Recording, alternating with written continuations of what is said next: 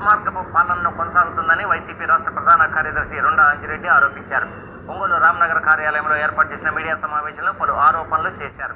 YCP నేతలు అంబటి రాంబాబు, చెవిరెడ్డి భాస్కర్ రెడ్డి, జోగి రమేష్లపై అక్రమ కేసులు పెట్టి ఇబ్బంది పెట్టారని విమర్శించారు.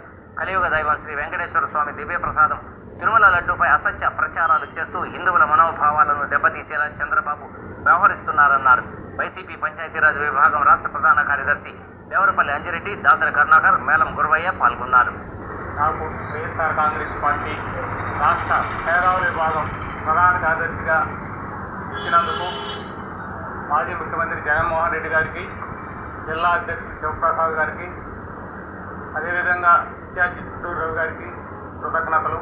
చంద్రబాబు నాయుడు ప్రభుత్వము సూపర్ 6 పేరుతో మోసపాబద్ధాలు హామీలు ఇచ్చి రాష్ట్ర ప్రజలను మోసం చేసింది.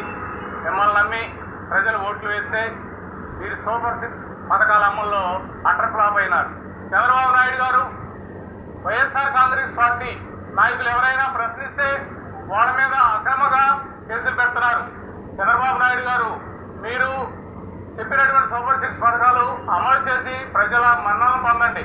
అది చేత కాకుండా రాష్ట్ర నాయకులు, వైఎస్ఆర్ కాంగ్రెస్ పార్టీ రాష్ట్ర నాయకుల పైన అక్రమ కేసులు పెట్టము, సోషల్ మీడియా పైన అక్రమ కేసులు పెట్టి ఇబ్బందులు పెడితే చర్యకు ప్రతిచర్య ఉంటుంది. కాబట్టి 2029లో జగన్మోహన్ రెడ్డి గారు కంపల్సరీ ముఖ్యమంత్రి అవుతారు. అప్పుడు మీరు తగిన మూల్యం చెల్లించుకోవాల్సిన పరిస్థితి వస్తుంది. దేవదేవుడైనటువంటి కలియుగ ప్రత్యక్ష దైవమైనటువంటి వెంకటేశ్వర స్వామి ప్రసాదంలో జంతువుల కొవ్వు కలిసిందని, చేపల నూనె కలిసిందని వాళ్ళ భక్తుల మనోభావాలు దెబ్బతీశారు.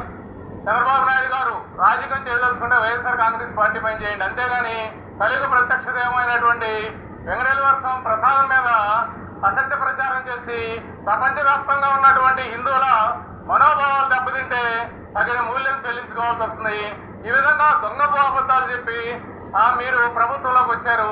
ఇప్పటికైనా మేల్కొని మీరు ఇచ్చిన హామీలు నెరవేర్చడం